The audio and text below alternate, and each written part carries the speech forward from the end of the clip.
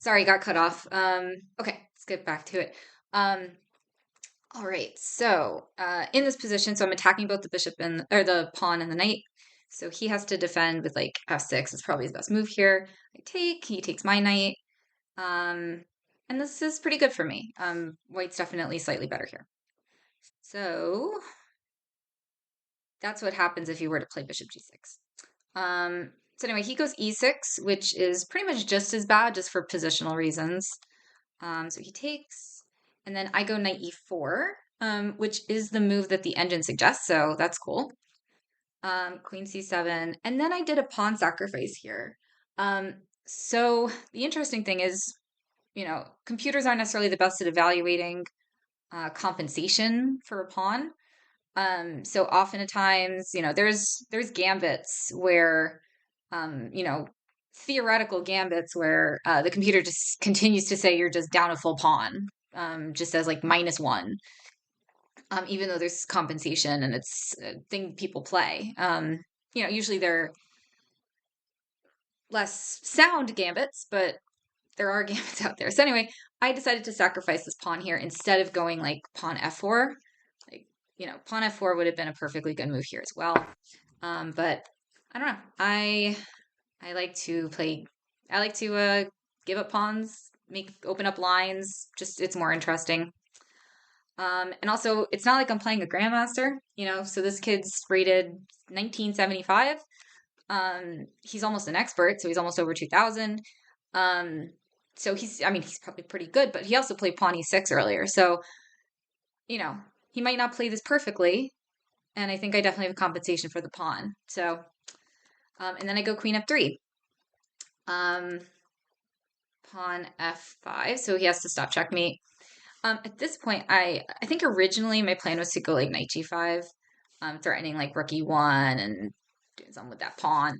But I noticed then that he has bishop d6, and he's like threatening mate, and I just like don't want to deal with this. So I thought like a few minutes, and I just decided to play knight g3 instead, just to stop all those threats. He goes knight b6. I go pawn d3, so I'm protecting my c pawn and opening up my bishop. He goes bishop g7, knight c3, castles, bishop f4, queen d4, knight ge2, and then queen d7 is just a bad move. With the reason being, so on my next move, I'm going to go queen g3. And sorry, my diagram disappears here. So pretend that this diagram is here with this queen on g3. So anyway, I am threatened to go pawn a4. And then if he blocks, right? So if I go pawn a4 followed by pawn a5, I just win the knight. This knight has nowhere to go. And interestingly enough, like his queen is now blocking that bishop. So he can't move his bishop to d7 to like so that he has room to move his knight to c8. He can't move his rook to b8 because of my bishop. So this is just like he's just all tied up here. And then if I go pawn a4 and he goes pawn a5, I have bishop c7 coming in, and again the knight's trapped. He has nowhere to go. So like this is really nice for me. So I go queen g3. He has to. I mean, he ignores my threat completely. I don't know if he even saw it. I go pawn a5, and now he sees it and goes. So right, like pawn a5 is not a defense here because the knight is in fact trapped here. I will win the knight. So he sees that and decides to go queen e8. So, and he's wasted a tempo by moving his queen to d7 because he's had to move it back. He's moved it to e8 now. Okay. And then I go a5. So I'm just, gaining some space. Bishop d6. So at this point, the engine actually says like it's equal here. So even though I'm down a full pawn, it says it's equal, which really indicates that means I have compensation for the pawn. That's what that means. So he goes rook here. The funny thing is here, the computer keeps wanting me to take the bishop on d4 because it thinks that on the next move, black should be retreating the bishop because it doesn't belong here. But the thing is, I'm playing a human, not a computer. And, my opponent decided to play d4. bishop to d4, so I don't think he's planning on moving it back anytime soon. So there's really no reason for me to take that bishop, not realistically. But from a pure, from a purely, from pure standpoint, like the best move here is knight takes bishop because he's threatening to move his bishop away. It's just he's not going to do that. He could possibly go like um maybe like he's threatening like pawn e5, but so like I go rook e1. So like let's say he went like pawn e5 here. Um, I got like knight takes, pawn takes, and like knight here. And then I'm like just threatening this pawn because of the pin on the queen. So like I mean, e5 isn't really an option. His best move is to like literally retreat his bishop, which he doesn't do because people don't tend to do that. So we went knight f8. And I go knight a4. He's forced to defend this pawn, and now I decide to take the bishop. But I take it and immediately go pawn c5, with the idea of moving the pawn to b4, retreating my knight, and moving it to c4, protecting this bishop. Maybe even move this bishop back and move the knight here instead. So this is nice for me. However, the computer has an interesting suggestion, and it says to go knight to c5 with the idea of trading this knight here. So this knight is defending f6 and e5, and this knight is currently in the corner. So, or it's on the edge of the board. So it makes sense to trade these two. It doesn't say it's much better than my move, but it does say that knight c5, in its opinion, is better. It says that after knight c5, the position's at about like 0.1 versus like 0.75. So, but even so, I think I kind of like c5 more, just positionally. So he goes queen d8. So now I go pawn b4. He's not actually threatening to take this pawn at any point. Oh, sorry.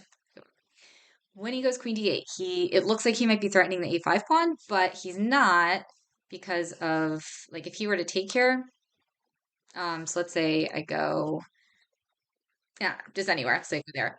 If he were to take here, I just go knight here, and then win the rook, because this rook is on the queen. So he's not actually threatening my pawn, but that's not why I went b4. I went b4 for my plan to go to b2 and to c4. So he goes g5, I go knight c4, 4. And white is just clearly better here. The computer actually evaluates it at +2, and I'm still down a pawn. So my position is just like really good. I got a good outpost for my bishop, potentially for my knight. This is just nice. I go knight e5. The computer suggests a6 here, which I didn't really think about just because it didn't seem like necessary. But the thing is, black probably, like, instead of queen here, should have gone like pawn a6. Like, he needs to go pawn a6 to just stop me from gaining more space. So this is a good lesson. If you are, if your game is kind of about gaining lots of space, you don't want to let your opponent start getting space back. So pawn a6 is a good move here. Like instead of queen here, like pawn a6 might have been good. Well, before he attacks it, but you get the idea. Okay, so yeah, instead of knight e5, so I go knight e5 instead of pawn a6. But knight e5 is still an okay move. Knight takes, rook takes, queen f6, queen h5. So I'm threatening the g pawn here. And he has to defend it. And then I go rook e4, which I think was a nice little clever move because I'm threatening to go bishop here and win the pawn. And he really can't stop it. He goes king h7, bishop e5, queen f5. And here I decide to take with the bishop. I did consider taking with the rook. I didn't do this probably because I was worried about like him just simply going bishop here. Because the only real reason I could see for going rook here is that I'm threatening to go like rook d8 and then checkmate. And if he takes my bishop, I just take his rook. So this is cute. Like it's nice. I just don't really know what happens after this. I mean, I guess I just like defend my other bishop. I mean, defend my bishop. So I don't know. This is actually kind of nice. This might have been better.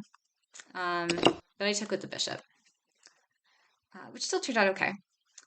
Rook d7.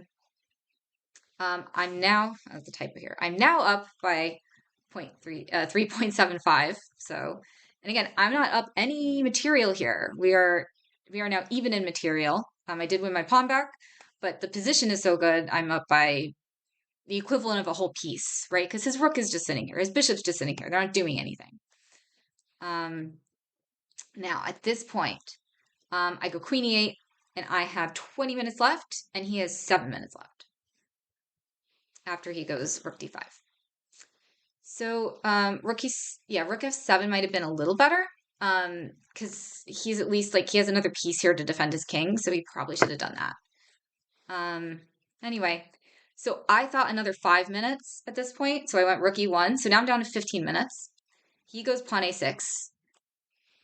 I go rook e5. This took me another 5 minutes, so I have 10 minutes now, and he's down to 6 minutes. Then after queen g6, queen check, king g8, rook takes rook. He has to take with the c pawn.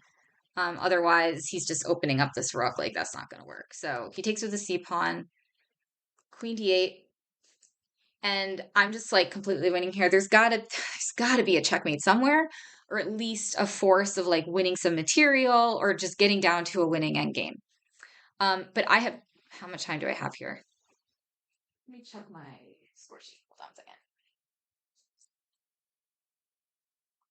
So at this point, I have 39, 2 minutes and 23 seconds. So I am frantically searching for a checkmate here, and I can't find it. He has to go king f7, because if he goes king h7, this is checkmate. So I saw that much, but he doesn't go there because he's still pretty good. He goes king f7. I go bishop f6. And at this point, my notation is like completely wrong. Like, I don't know if you can see here, but like there's a lot of blank moves here. Like, I'm just frantically trying to write my moves down, and I like to keep track of how many seconds I have left. So when I analyze the game, I know how many seconds I have left. So I was trying to keep notation here because I like to know what happens. My opponent completely stopped. I think he messed up like by move 26. His moves were completely off. So I mean, another lesson. It's nice to actually keep track of your game and write your moves down so that you can look at it later. So even when you're low on time, it doesn't take that long to just quickly write your move down. But when you're this low on time, so I got like, how much I have at this point? 1 minute and 25 seconds. You start messing up. It's kind of inevitable. And at this point, I'm not exactly sure the exact moves here. I don't think he played d4 here. I can't remember what he played, but I kind of remember what happened at the end. And basically, I have 20 seconds left on the clock at the very end and checkmate him. I think this is what happened. So I went bishop takes pawn. So finally, I have to like give up some material in order to do something here. Rook. If he goes queen h7, I just simply go queen check, and then his king can't come to this file, and then I just win the queen. So he has to go queen f6, and then, he goes king, queen f6, queen g8, king here, rook, right? So the king doesn't have an escape square, so he has to block with he has to take the rook. So now I'm up a queen for a rook and a bishop. He goes king here. I think because I stopped writing my moves here, I start marching my pawn, but he now goes king c7, which is now checkmate. So I guess he needed to go king d7 here, but he messed up, went king c7, and I have 20 seconds left and checkmate him. So and I think he had like a full 2 minutes, so he really should be thinking here, like if he goes here and I'm low on time, like I could mess up. Probably not, like his bishop's still completely trapped. But anyway, so that's my game. Yeah,